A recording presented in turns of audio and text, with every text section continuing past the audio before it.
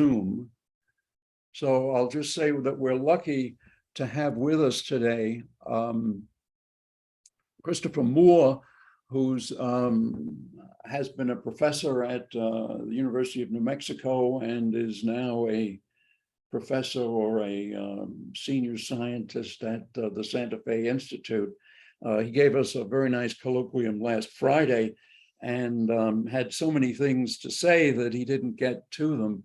And he's going to try to explain some of them to us now. So it's another minute to the actual starting time. We should maybe I'll ask you an unrelated question and to use up a couple of minutes so people can log on. What else are you doing besides things directly related to this, or what else are you interested in? I've done a little bit of very applied statistical work on criminal justice with data from the Bernalillo County Court in Albuquerque. So that's been interesting. It's, very, mathematically it's very unsophisticated, but it has lots of social relevance. I sort of dabbled in energy policy, but I found that in New Mexico, there are a lot of very smart people who are already thinking about that. And although I kind of caught up and became literate, I didn't really feel that I had much to add that wasn't already being said quite well.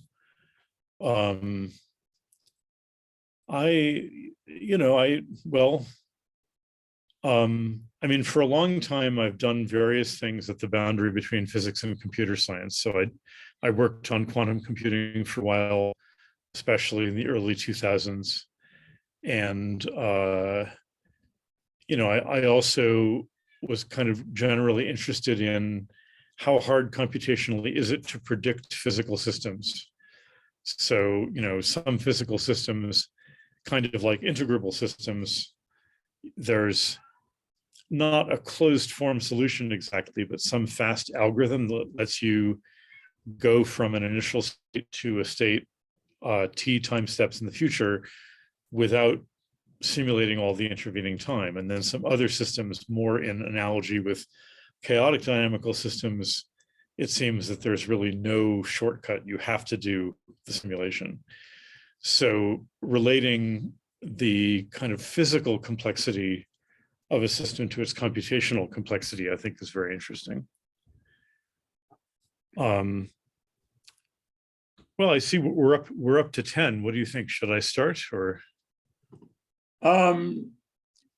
Yeah, I think so. So I've been recording, and yes, go ahead. Tell us what you intend to tell us in this colloquium. Okay, let me share my screen. So, you asked me to cover some of the stuff that I didn't get a chance to last time, which was very generous. And so I'd like this to be kind of informal. And so I do not have another structured hour to give. So what I'd like to do is cover some of the stuff that I had to skip last time, and maybe a little bit more about this analogy between physics and Bayesian inference, which might get slightly more technical than my talk last time, but I assume that you all are a somewhat self-selected audience, so maybe that's okay. But I'm also very happy just to respond to your questions. So last week we were talking about how in a lot of problems in whatever you want to call it, inference, machine learning, data science, high dimensional statistics, there are these phase transitions that are analogous to phase transitions in physics, in the Ising model and so on, where when some temperature-like parameter, some measure of the noisiness, or sometimes it's a measure of how little data we have relative to how many variables we're trying to figure something out about, there can be these phase transitions where on one side of the transition we can do pretty well. In this cartoon, we're trying to label points in high dimensional space based on which cluster we think they came from. And on the other side, we really can't do well at all. We can't label the points any better than chance. In fact, on that right-hand side, we can't even reliably confirm that there are two clusters. In other words, we can't even decisively reject what statisticians would call a null hypothesis, that there's really only one cluster there.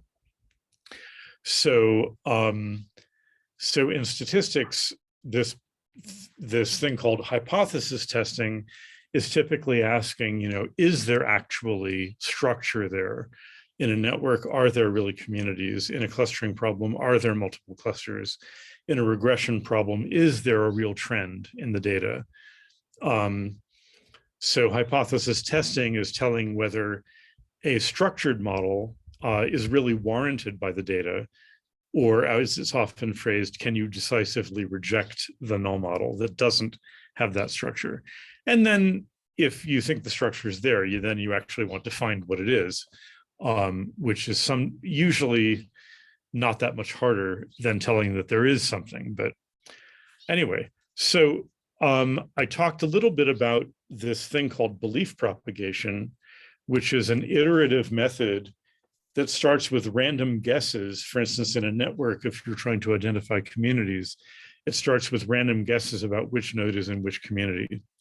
And then it is what a lot of people call a message passing algorithm, but is very closely tied to what in physics we call a cavity method, where the points in the network pass estimates of the probability that they belong to different groups, to their neighbors. And you can think of these estimates almost as fields that they're imposing on their neighbors, because their neighbors receive those estimates and then do some calculation and then send out their own estimates to their neighbors. And then we try to solve this in a self-consistent way. So it's very much like the mean field calculations we do sometimes, where we know in a crystal, each atom is imposing fields on its neighbors. We also know that each atom might be magnetized. It's magnetized because of its neighbors' fields, but because it's magnetized, it also sends out a field to its neighbors. And then we try to work out what a self-consistent fixed point of that is. So I talked about how looking at the dynamics of these algorithms can reveal some interesting things. So for instance, one of the graphs I showed last time showed that, and this C here on the x-axis is the overall density of the network, the average number of neighbors that a node has.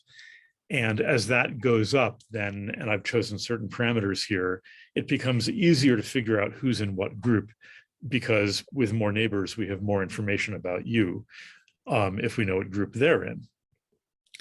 So we found that there are sometimes not just two regimes, but three, which I called easy, hard, and impossible. And the impossible region is here on the left, where it seems that no matter how you initialize this belief propagation algorithm, no matter what your initial guess is of the probabilities of who belongs to what group, if you wish, no matter what your initial guesses about these magnetizations or fields are, the system converges to this kind of uniform fixed point. I think last time I called it the trivial fixed point, or the stupid or unhelpful fixed point. And at that point, all the fields are zero and everyone is equally likely to be in any group. Just as in the Ising model, if there's zero magnetization, everybody's equally likely to be pointed up or down. And could you tell us what C is? C is the average coordination number of the network, the average degree of a node, the number of neighbors each node has. So as we go to the right, the network is getting denser with more connections between nodes, and that tends to make the problem easier. And as we go to the left, it becomes sparser. So for instance, on the left end there, you see that for these parameters, which I chose, below something like 12.8 average neighbors per node, we enter this impossible region. And the intuition is that if you only have a few neighbors, then even if I magically told you, even if I somehow knew exactly what groups those neighbors belong to or what states they were in, I would still have a fair amount of uncertainty about your state.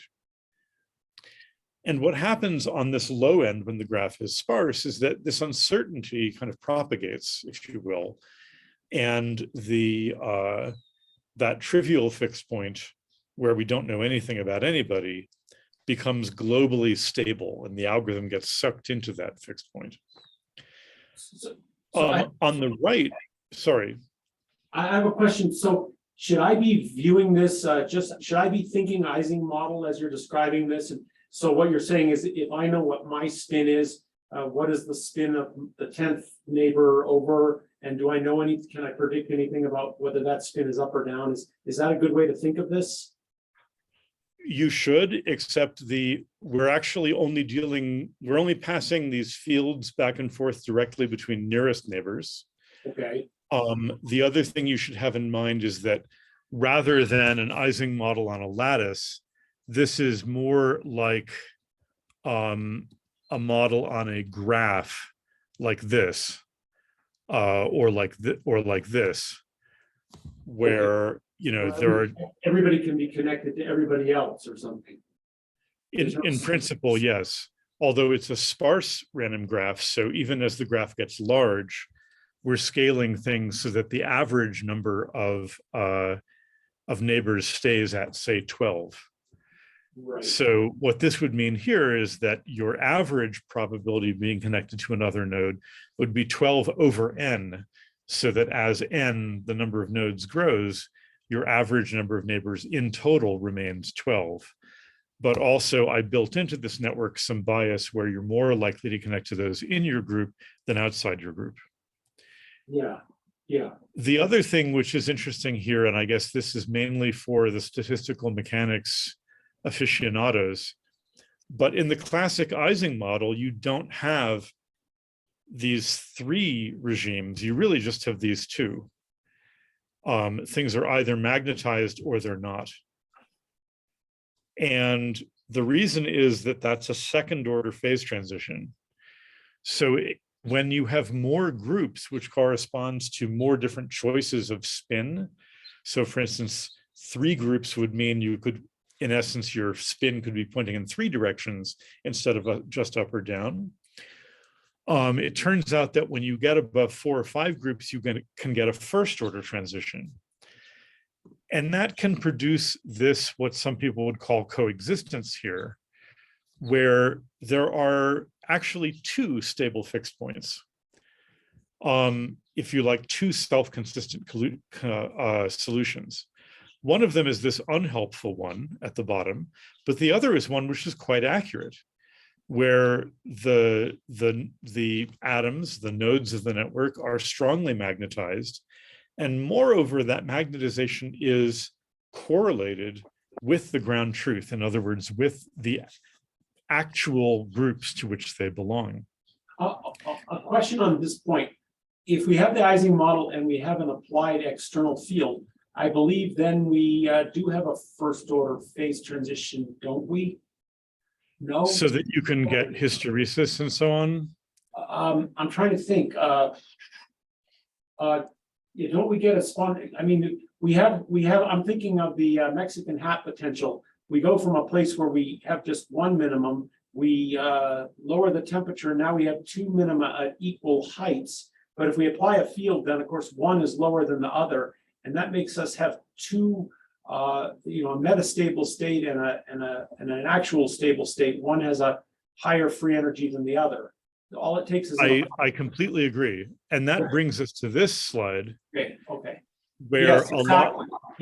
Yeah. exactly. So just as many glassy materials have a metastable state, but which has a large entropy and dynamically often has a large basin of attraction, so that even though it has a higher free energy than the true minimum, which is this crystal over here. Can you see my mouse as I move it around? Yeah, I can see it. Okay. Yes. So even though if we could reach thermal equilibrium, we would be in this crystalline state. But because of this energy barrier, it takes us a very long time to get out of this amorphous state. And in an inference problem, we can have a similar problem where if I start with a random initial condition, I can stay for an exponential amount of time in this amorphous state, even though if I could tunnel through or hop over this barrier and actually sample from the equilibrium, I would find this better low energy and more accurate state. People should feel free to, okay, good, we are seeing the cursor.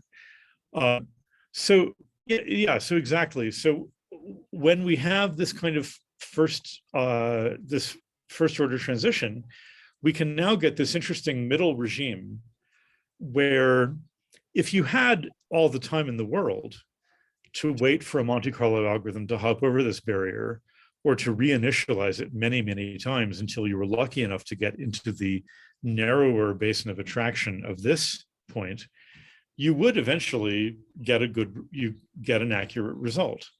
But we think it is computationally hard. And in fact, in many cases, we would conjecture that there is no polynomial time algorithm, no efficient algorithm, one which runs in, say, n squared or n cubed time.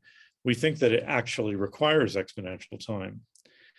And so because in computer science, people are very interested in this distinction between polynomial and exponential time, if you've heard of the classes P for polynomial and NP for historic reasons, non-deterministic polynomial, Right. there is, this is one of the major concerns of theoretical computer science. And so this has driven a very exciting interdisciplinary interface between statistical physics, mathematics, probability and combinatorics, and theoretical computer science. Yeah. By the way, are there just three of us? Is there just three of us on here? Is it just Kevin, you, and me? We had 10 at one point, but maybe I drove a few away. No, we have a few more. Oh, okay, because I don't want to ask too many questions if I'm. No, Michael, Max, Steve, Tim, George. Okay, June. sorry, you guys. I thought it was just me and Kevin, and so I was just sort of taking advantage of the speaker's time. Yeah, now this is great. Anyway, the few, the proud. I said maybe before we started officially that I'm happy to keep this informal. It's not that I have an entire second hour to give, although once you get me talking, I tend to go on. Okay, so I wanted to illustrate just a couple other things. And actually, the next one is very close to what you just said about an external field. So suppose that I have, through some additional information, what some people would call metadata, right? So suppose I actually know which, for some fraction alpha of the nodes, I really already know what groups they belong to. Maybe these are people where I actually looked at what they post on their social media and I find out what their politics is, or perhaps I've gotten a warrant from a judge to listen to them. I don't know. Somehow I have, for a small fraction alpha, I already know what group they're in. And then I'm trying to use that as a kind of seed to figure out who everyone else, what group everyone else is in. So as alpha increases, you can almost think of it as an external field. In fact, rather than telling you the true group memberships of a small fraction of nodes, there's a qualitatively similar model where I give you a kind of bias on all of the nodes toward their true membership. if you like, a little bit of an external field, pushing you toward this more accurate fixed point here. So in essence, I'm trying to tilt this landscape to either help you over that barrier, or maybe to increase the size of the the size of the basin of attraction of the accurate fixed point. So that, if you will, the point is that if I don't give you any additional information, you're very unlikely to find that accurate fixed point. So I'm going to help you out. I'm going to give you a hint and try to push you there or start you close to it or something like that. So here you get this pretty phase diagram. The C here is again the density of the network. So again, as we increase the density, which now for some, for aesthetic reasons is now going to the left. And then the y-axis is the accuracy. So for instance, when alpha is 0, when you don't have any of the side information, or when alpha is quite small, you see that you do get some accuracy, because after all, I'm telling you at least alpha of the labels correctly. And maybe you could do pretty well on their neighbors, maybe you do pretty well on their neighbors' neighbors, but below a certain point, it's a little bit like when an epidemic has a small outbreak instead of a large epidemic, or I should say a disease has a small outbreak. It's below the critical value, R naught is less than 1, whatever you want to call it. And so in this regime, we learn a little bit about a sort of few steps away, perhaps, from those initial ones that we were given for free. But then when the graph gets dense enough, suddenly this becomes, if you wish, an epidemic. In this case, it's an epidemic of information that we want. And then the accuracy jumps up this cliff wall here. And what's happening is that we just jumped from a fixed point fairly low here, not with 0 accuracy, but with low accuracy, up, roughly speaking, to this other fixed point, which is quite close to the ground truth. So that's a pleasant thing you can do. Another thing you can do, there's a lot of interest in dynamic networks, right? Very few networks are actually static. People change their community affiliations, if you wish. Political groups merge and split, although there's an old joke that whenever 2 merge, you actually get 3, because there was always a faction of each one which didn't agree with the merge. But so, people make new friends, they stop talking to their old friends, and so on. So you can do some nice toy models of dynamic networks, and here you get another nice 2-dimensional phase diagram. So now running across the bottom, we have one of the same variables I showed you before. This is the ratio between the probability that you connect to others outside your group versus in your group. Maybe I can make this a bit bigger. That's nice. So if I don't actually go into play mode, I can use my mouse. And here's this, here's this transition you saw before along that axis. But suppose that we are watching a network for a long time. If the network is very stable, if the probability that people stay in the same group they're in before, which is up here, is 1, then in essence, I'm making the network denser and denser as time goes on. I'm giving you more and more information. But if they change fairly quickly, then actually each, if you will, time step looks almost as if like it's independent of the previous one. And so you can calculate this curve here, which tells you how much, this trade-off between the strength of the community structure in the network and the rate at which it changes. I also want to mention that all of this has been assuming that that you, the scientist trying to analyze this network, that you know the true parameters that you're looking for. You know the true number of nodes, and you know the true ratio between how often people connect within their group versus outside their group. So in other words, we're really assuming here that you know the model that generated the network and you know its parameters. which of course is often not the case. This turns out in spin glass theory to be being along something called the Nishamori line. If you've never heard of that, don't worry about it. But so here is a graph where the x-axis is the true amount of structure, the strength of the communities, and the y-axis is how much structure we assume there is when we run our algorithm. So this is kind of interesting. So the diagonal is when we know the true parameters. And again, we go from no accuracy to high accuracy. So now the things you've seen before are that diagonal slice. But up here, above the diagonal, we're assuming that there is more structure than there really is. In other words, we're sort of pushing it toward overfitting. Thermodynamically, it's a bit like trying to quench the system too hard towards zero temperature and focusing too much on low energy states rather than embracing the true range of states that we would get from the Boltzmann distribution at whatever the actual temperature is. And when you do that, some interesting things happen. So SG here stands for a spin glass phase.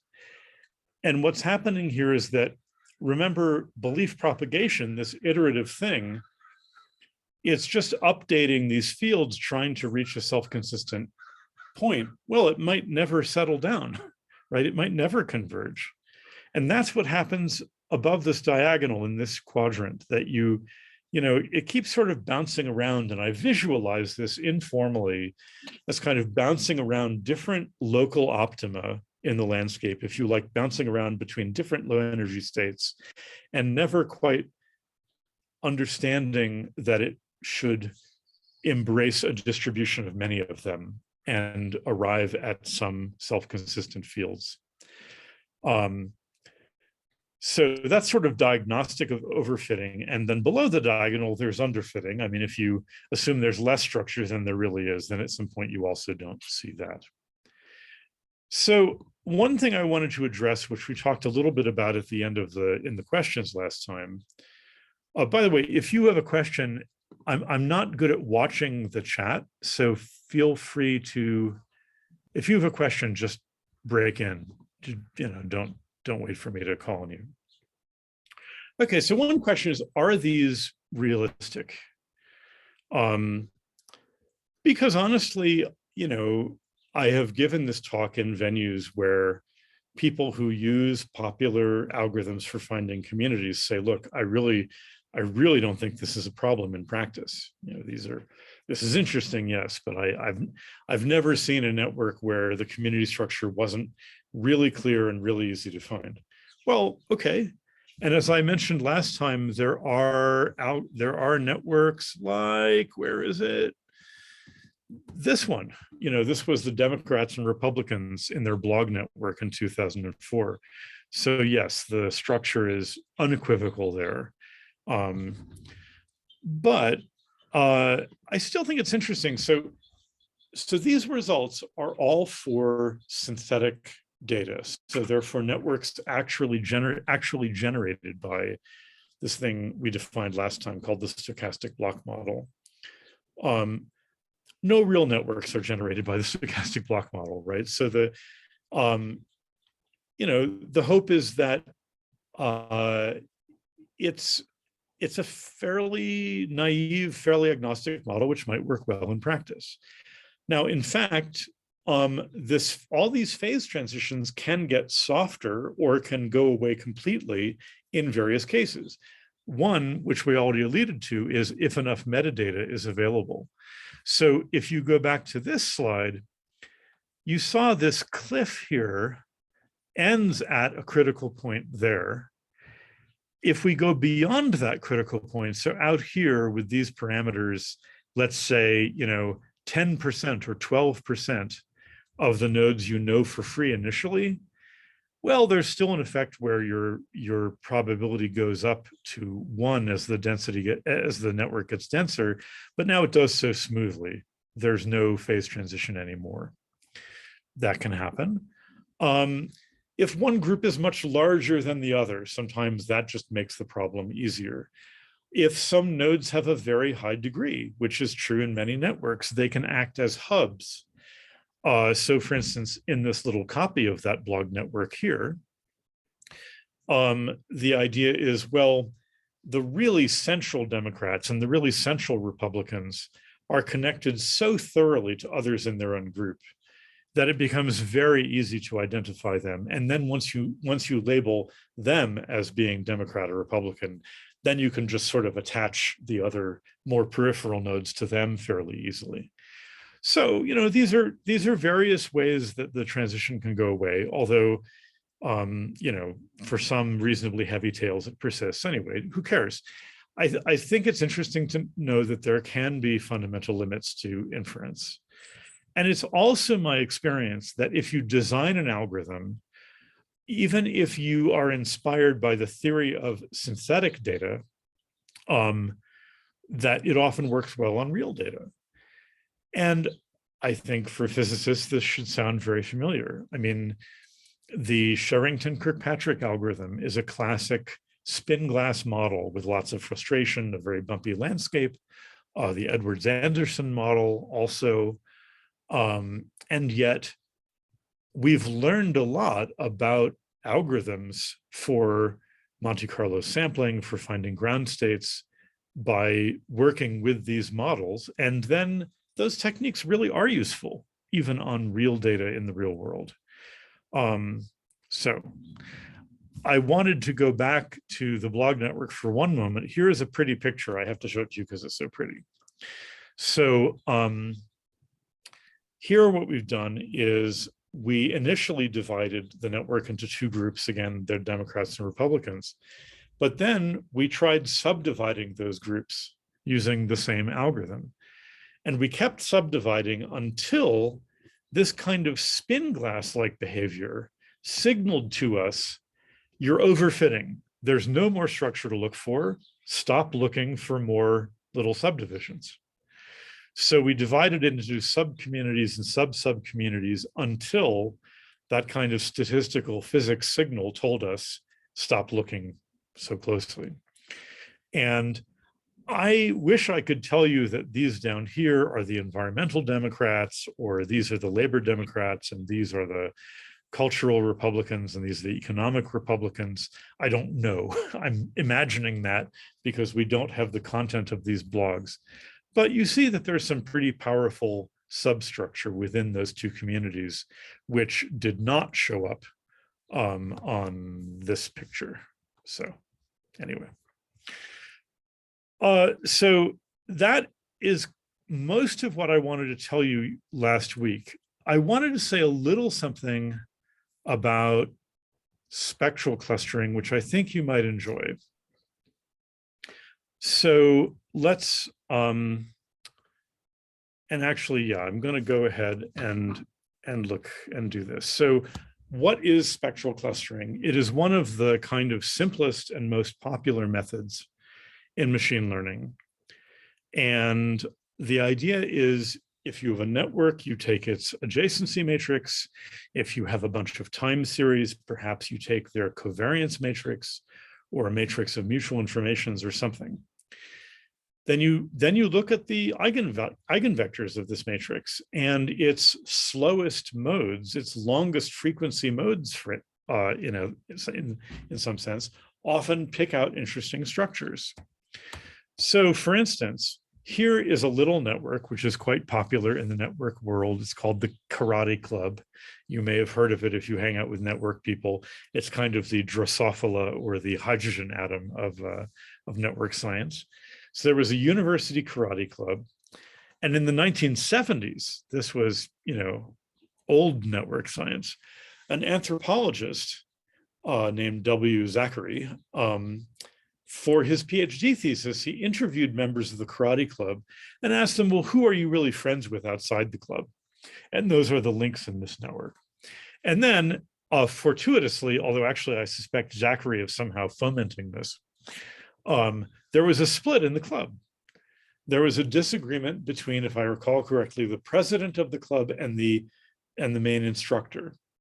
And so it split into two factions. And of course, some people went with one faction and the other went with the other faction. And so what Zachary did was say, oh, well, can I correctly retrodict, since he took the friendship data before this split, can I correct it? Can I reproduce who joined which faction based on the two communities in the network? And he did pretty well. There was one person he got quote unquote wrong, and then he has a whole page about why that person went the other way. But okay, so what have I drawn here? So red and blue here are which faction people joined, but the shading, what I've done is I've taken this matrix. It has, if I recall, 27, 43, we could count, but anyway. So I've taken the adjacency matrix of this and treated it as a linear operator. And I've asked, what is its second eigenvector?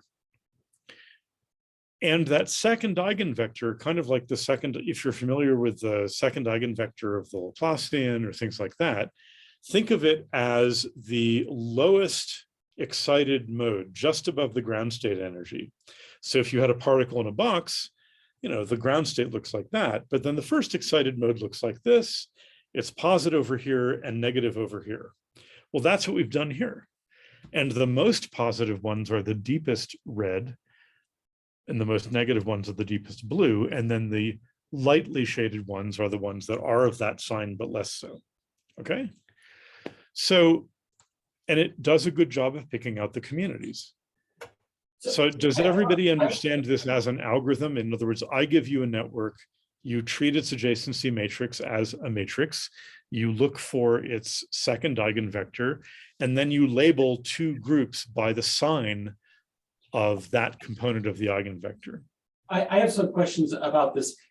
So there was a disagreement in the club.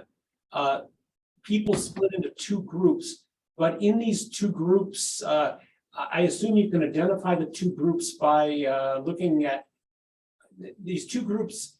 Within these two groups, you have people of different agreement or disagreement with the reason the club split up. And you're trying to identify them. Are they red or are they blue? So there's two things going on here, and I'm a little confused as to what information you have and what information you're trying to get. Well, so the information Zachary had, the anthropologist, was first he interviewed people and asked, who do you really have a friendship with that you hang out socially outside the karate club? Right. And those are the edges in this graph.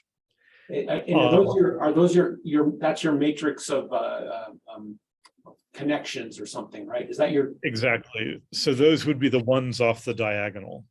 Okay. So, AIJ would be one if person I and person J reported to Zachary that they're friends. Right. There's this, sometimes I says J is their friend, but not the other way around. I don't know what Zachary did. He has a paragraph about what he did in that case. Yeah. But let's assume these are mutual friendships so that it's an undirected graph. So then after he collected that data, this split occurred. And, some people were socially close to, let's say this was the president of the club, this very central red node, and perhaps this central blue node was the instructor. So you can see lots of people were friends with those individuals. A few people were friends with both. And then there were a bunch of people who were not friends directly with the president or the instructor. They were two steps away, but they were friends with people who were their friends. Okay. So then it's certainly intuitive that people who have more social ties with the president of the club would end up joining their club, which started somewhere else. So this is another dojo or whatever you call it. And then those that are more tightly connected to the instructor would join them. And those who were friends with both kind of had to make a decision. And I don't want to get into just so stories, but if you kind of zoom in, yes, this person is friends with the red hub, but they have more connections kind of deep into the blue hub. So maybe that won out. The actual algorithm Zachary used was not looking at the eigenvector. Instead, he solved a computer science problem called min-cut, And that worked pretty well too. So, right. But if you use the eigenvector, it's kind of nice. And you even see that, so for instance, if this is the positive side on the red, this one here is positive, but maybe just a bit above 0. And this one here is negative, but maybe just a bit below 0 because it's a lighter shade of blue and this is a lighter shade of red. And that kind of fits again with our intuition that people near the boundary of these communities are, not as unequivocally tied to them. These people sort of could have gone either way, if you know what I mean. Yeah.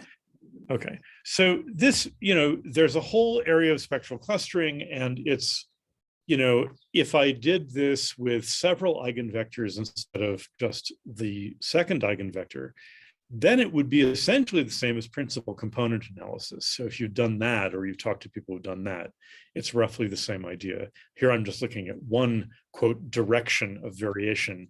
But, if I wanted to look at more complicated structures, maybe I would look at the second, third, fourth eigenvector, and that's exactly what PCA, principal component analysis, does. But now there's an interesting fact, which I think has a physics message, which is that these eigenvectors, let's pause for a minute and say, well, why was this eigenvector helpful in understanding the communities? It's because it has a very global structure. It's spread across the entire system, but it's positive here and negative there. Well, the problem is that when you look at a lot of networks, both random ones and real ones, there are often a few high degree nodes, or hubs as we call them. These nodes develop very localized eigenvectors. And I'm not saying this is like Anderson localization in physics. It's, I'm not saying it's that sophisticated an issue by any means. But these localized eigenvectors throw us off, because what happens is that there's a kind of nice semicircle law. This is the Wigner semicircle.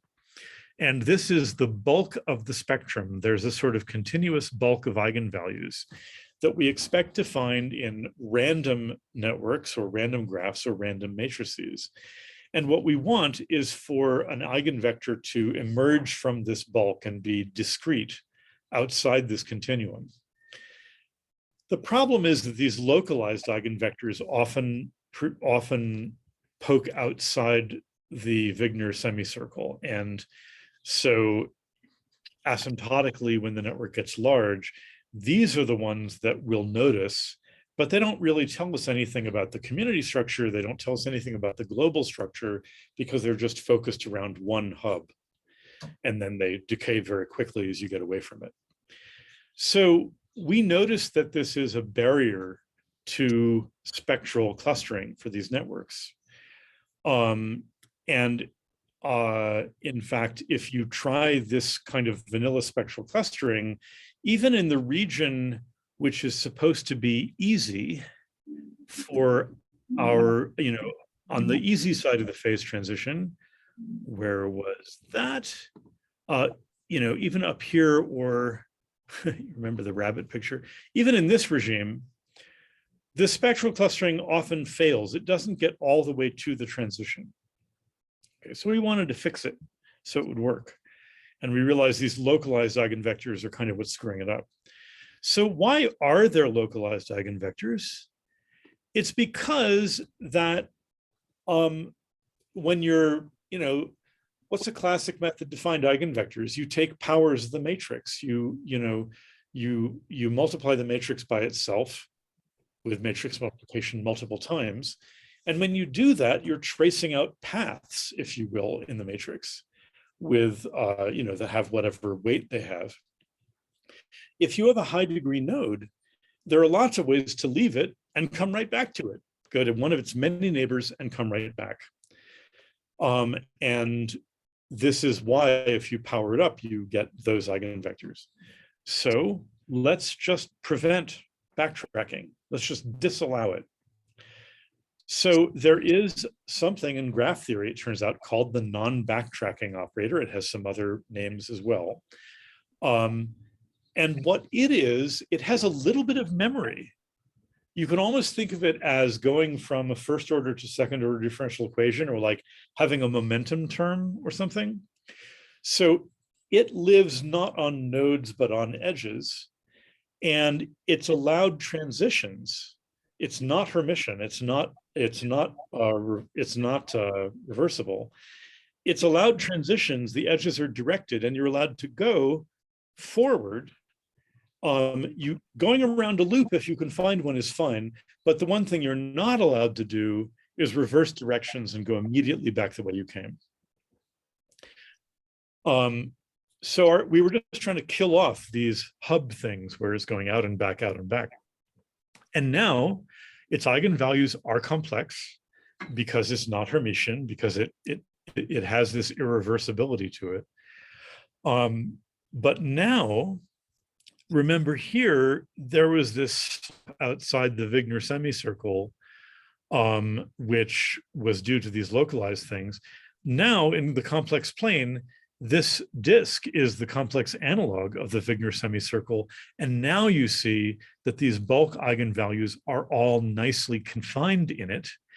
And now this point, which indicates some community structure, it's visible all the way down to the transition, and the transition is when it crosses the boundary of the bulk. So when we use this linear operator instead of the adjacency matrix to do spectral clustering, now it works all the way down to the, where did it go? All the way down to, all the way down to the transition, whereas these kind of more standard algorithms fail elsewhere. So that was it kind of redeemed the spectral approach. Here is a larger picture, which I always compare to the Eye of Sauron from the Lord of the Rings movies, or to a Halloween pumpkin, which is coming right up. Here's just a larger thing with many more samples. And you see that there's a lot of beautiful kind of fractal looking structure in here in this complex spectrum, which we don't really understand. These are presumably due to, little subgraphs that are appearing here and there.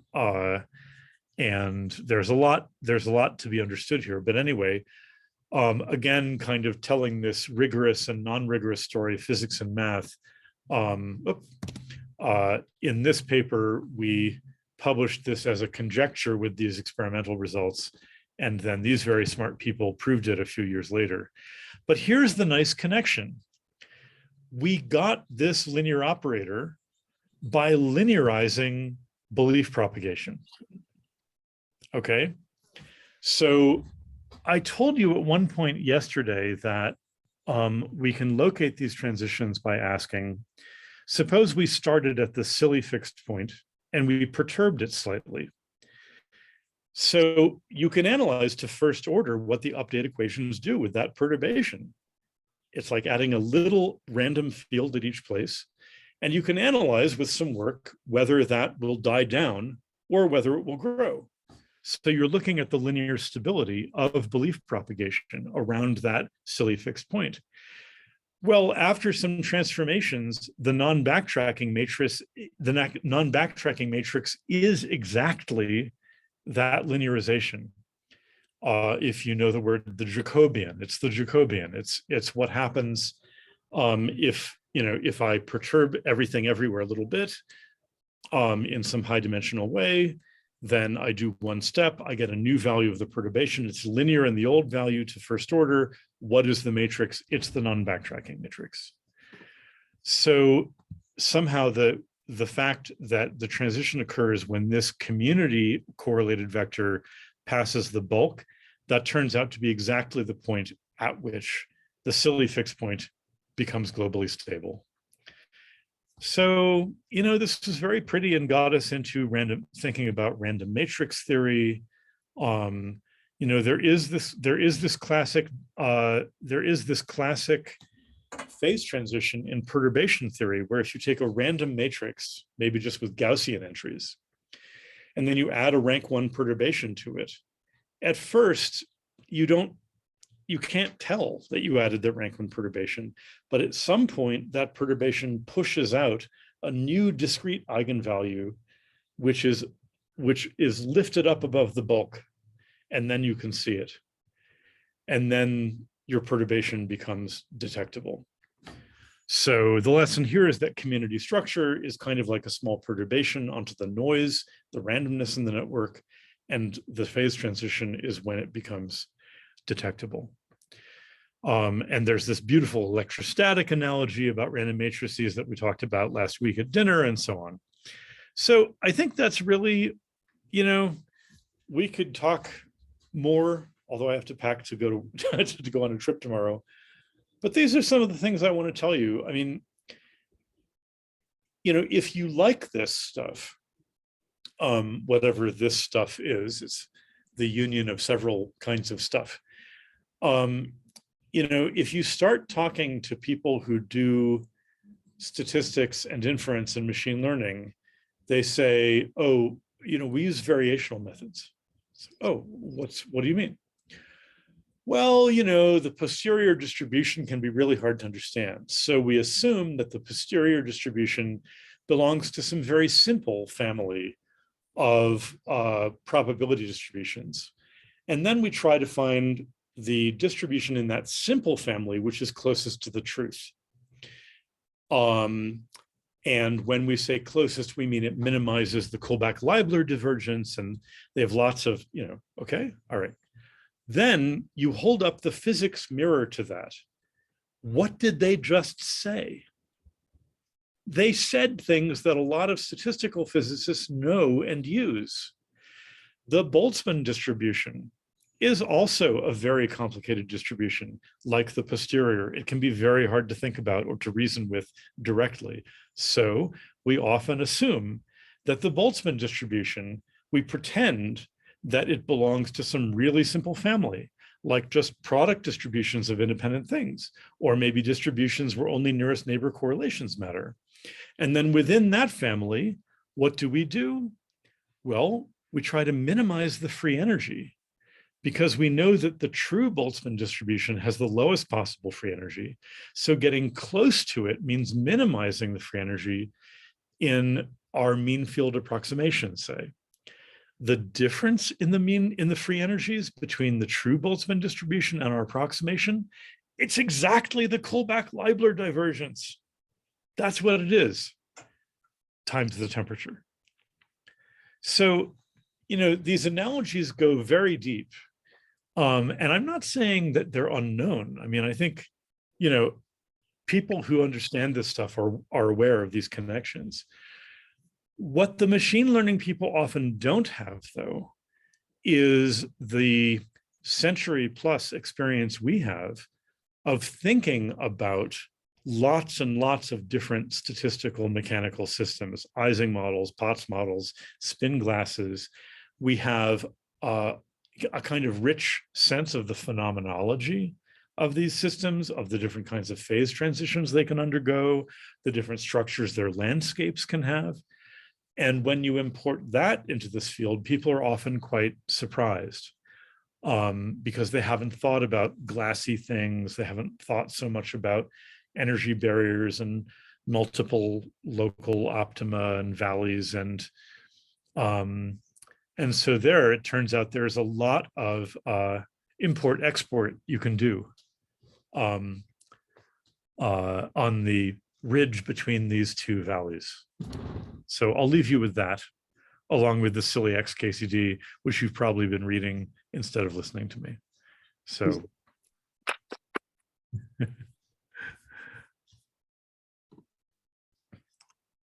So it looks like I didn't drive too many. Thank you very much for a very nice talk. Let me invite everybody to shout out a question if people have questions. So if you have a question, just shout the question and the loudest person or the first person will get an answer. I have a question. Hi, Chris. Thanks for the nice follow-up. I'm Jen. Can you guys hear me? Yes, we hear you. All right. I can hear you now. Yeah, I I have don't a know who very you are, though. I'm a postdoc at UNM at CQuick. Yeah. So I had a basic question. So it sound for the spectral clustering, you argued that the second largest eigenvector, the sign of it basically corresponds to the clusters. So can you say something about the third largest and the fourth largest eigenvectors? Do they kind of correspond to like Sure. smaller, even smaller subdivisions, or is that not necessarily true? Well, they might. I mean, the way I like to imagine, suppose you have a a drum or a sheet of metal, right? And and let's say it's a square sheet of metal. And you're whacking it, or do you know about these Chladni figures? The Chladni figures? CHLADNI. These are these fantastic things where you can find them on the web, and you can see them in the video of my math and music show. You take like a metal sheet, and in the original version, you draw a violin bow against its edge. In the modern version, you typically place a big honking speaker underneath it and vibrate it with sound waves. But you get to see, as you vary the frequencies, you get to see it resonating with different eigenvectors, eigenfunctions of the Laplacian of this thing, with, I guess, whatever free boundary conditions at the edge on it. Anyway, so anyway, and then you put sand, you scatter sand on it, and yeah, I so think I saw it before. Right. yeah, maybe you had a physics teacher do this for you in high school. So wherever the sand is bouncing up and down, it gets kicked off the metal, and when there's a node, the sand settles there. Right. Anyway, so if you had this like a square sheet of metal, then I guess the second and third eigenvectors would be like, maybe, I'm assuming it would be, one would divide horizontally and would be positive on the top half and negative on the bottom. And then another one, which I guess would have the same eigenvalue by symmetry, would be left right. I see. And then the next one up might look like a checkerboard, right? Positive, negative, positive, negative. So it's going to make like more and more intricate shapes for that example. And for community detection, it's also potentially going to give you like more, smaller substructure. Right. I see. See. So for instance, if there are actually, so in this PNAS paper there's a space in that comma before the comma. I have to fix that. If there are actually lots of communities, more than two, so that you're not just overfitting, then if you do, again, it's essentially principal component analysis. If you, let's say you measure the first three eigenvectors, okay, then, well, each node participates somehow in those three eigenvectors. So measuring the first three eigenvectors also gives you a three-dimensional vector for each node. I'm like going from a 3 by n matrix to an n by 3 matrix, if you know what I mean. I mean, here with one eigenvector, each node just had a single real number. Right. Positive, negative. So if we look at more, we'll have two dimensions, 3 dimensions, and I don't think I'm going to try to pull it up in real time. But in that PNAS paper, we have examples with 3, 4 more eigenvectors, and once you, 3 or 4 more communities, and then, just as in principal component analysis, these multiple eigenvectors do a good job of locating the communities. I see. One will be kind of off in this direction, one will be off in that direction, one will be off in that direction. I see. But just as with PCA, right, you also know that if you looked at more and more eigenvectors, eventually you'd be getting down into the noise. Right. And there is some analytic understanding of this, at least in some toy models. And it's because at some point you pick off the first few eigenvalues here, And at some point, you're down in the bulk and you're looking at eigenvectors, which are typically isotropic and kind of uncorrelated with everything. So I see. I see. Okay, thank you. yeah, and people have various techniques, some of which are more mathematically principled and some less so, about when to stop looking in PCA. And one heuristic method is based on these random matrices that kind of, when, if you assume that the residual data, what you have when it's, you sort of take into account the things you found, if you think that the rest of it is a lot like a random matrix, then you kind of look for that bulk spectrum and you say, forget it, we've looked far enough. I see. Thank you. Sure. Can we come back to your discussion? I need to do one thing real quick. I'll be right back. Oh.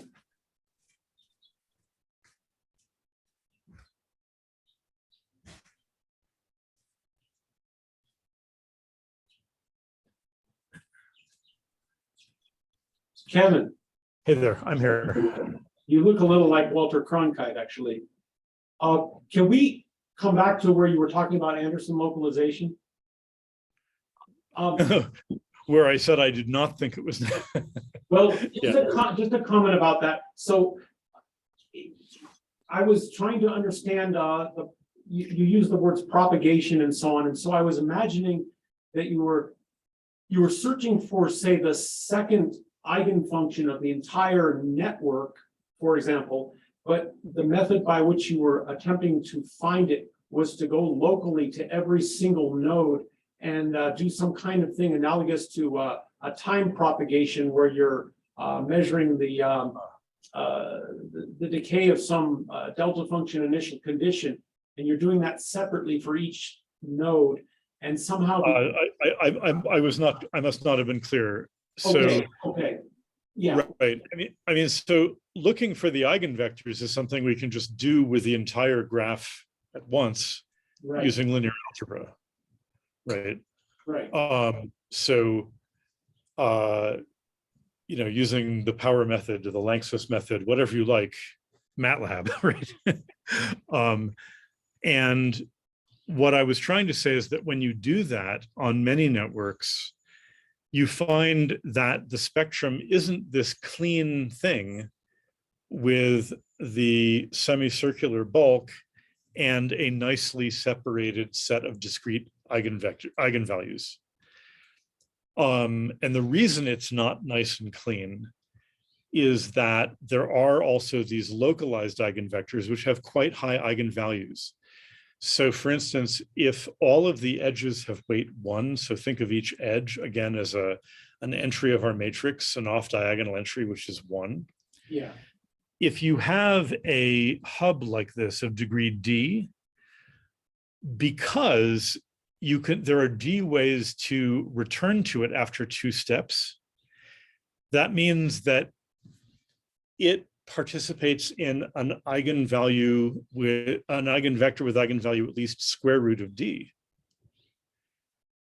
if you work it out, because of the 2 steps. So what I was trying to say is that when you go ahead and just use this naive spectral algorithm on a lot of networks to find communities, it fails. And why does it fail? It tells you, oh, here's a really big eigenvalue. And you say, oh, great, let's look at that eigenvector. But instead of being something which is positive on a big part of the network and negative on a big part of the network, it's just something which is large on one node and then decays as you get away from it. Yeah. Yeah. So those sort of confuse the process. And at least if it's, some people want to find hubs, but we want to find these global things. So yeah. So I think it's a kind of nice physical idea to alter the linear operator that we're looking at in order to delocalize the spectrum. And,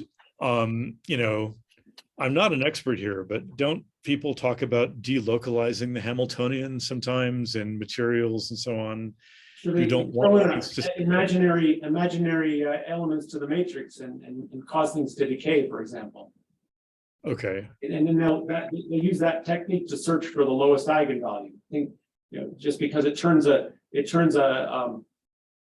Hamiltonian problem into a irreversible problem, right? It I see. turns it into a master equation instead of a Schrodinger equation. Okay, right. I was imagining this- that. Yeah, This may be a good analogy or not. I'm not sure. But here by adding a little bit of memory, by saying, where you are in the network, but you also know which edge you just arrived from.